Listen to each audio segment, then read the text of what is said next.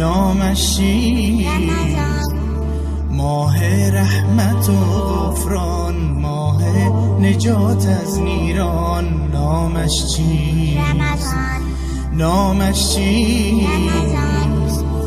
آن هست کلام الله نازل شد بر مصطفی. نامش چیست؟ نامش چیست؟ آن هست کلام الله نازل شد بر مصطفی. نامش چیست؟ نامش چیست؟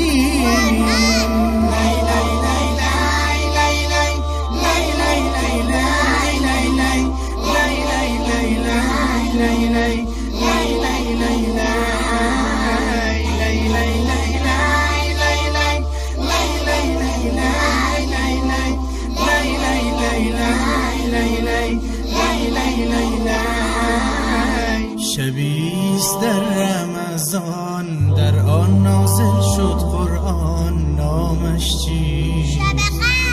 نامش چیست؟ شبیست در رمضان، در آن نازل شد قرآن. نامش چیست؟ نامش چیست؟ آن غاری که بود محمد روز و شب در آن متعبد. نامش چیست؟ نامش چیست؟ آن غاری که بود محمد روز و شب در آن متعبد. نامش چیست؟ نامش چیست؟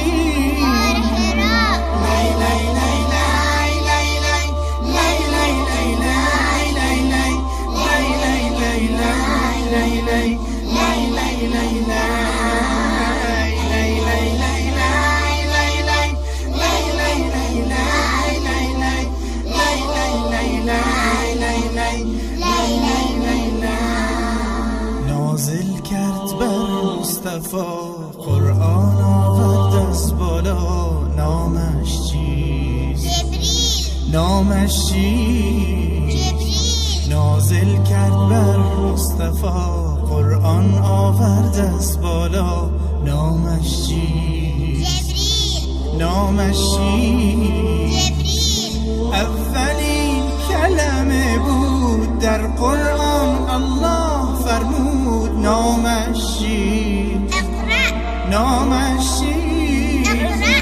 اولین کلمه بود در قرآن الله فرمود. نامش چیست؟ نامش چیست؟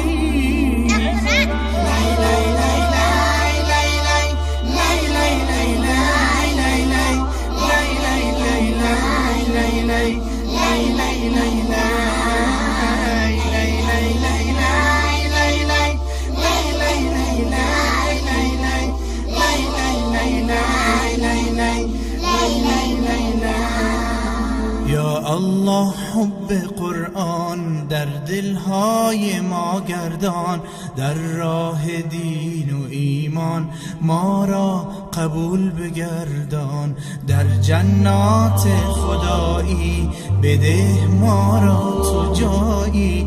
راضی باش از ما یا رب در هر روز و در هر شب.